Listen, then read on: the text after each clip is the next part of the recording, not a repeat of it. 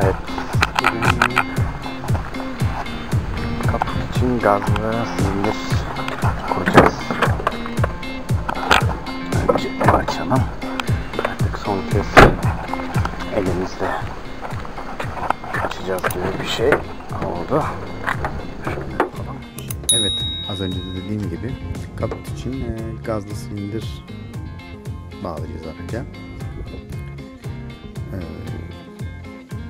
Bağlantısı çok kolay ama kullanım açısından gerçekten çok işe yarayan bir değişiklik.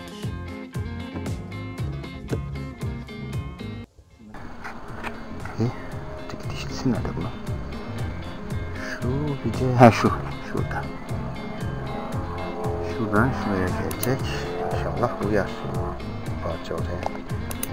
Basit bir işlem. Hızlıca yapalım olsun.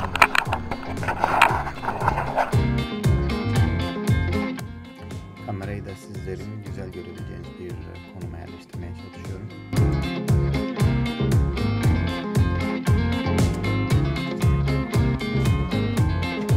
Parça lazım ama bu iki parça da gereksiz çünkü burada zaten bir tanesi var ama değiştirebiliriz, değiştirmeyebiliriz. Bu bize kalmış bir durum.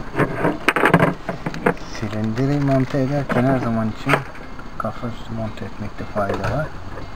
Şuraya, bu da buraya girecek ama yani anlaşılan açıldığı zaman bununla biraz daha az açılıyor olacak. Benim böyle olması lazım. Biri buraya, biri buraya olması lazım. Yanlış bilmiyorsam. Cebini yeni zaten. Şurada alacağız.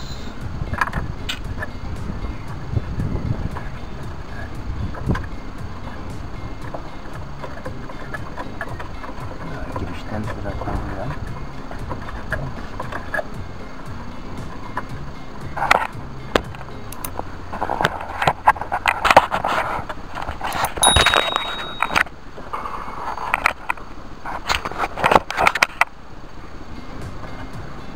Birazcık bir sıkıştıralım.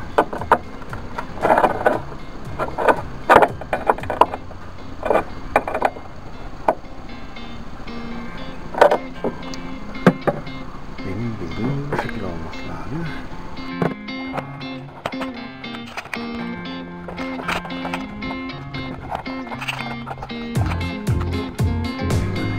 Bakalım ne olacak. Bu şekilde zaten işte.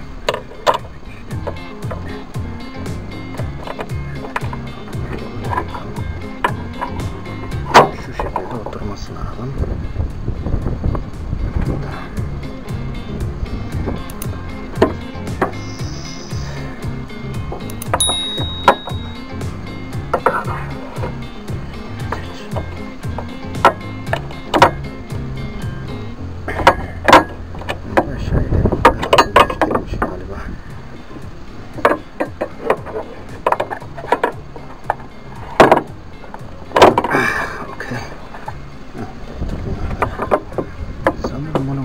Ama emin de değilim.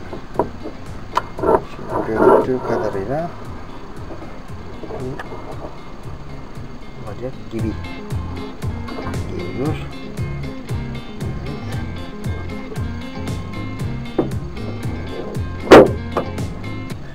Oldu gibi.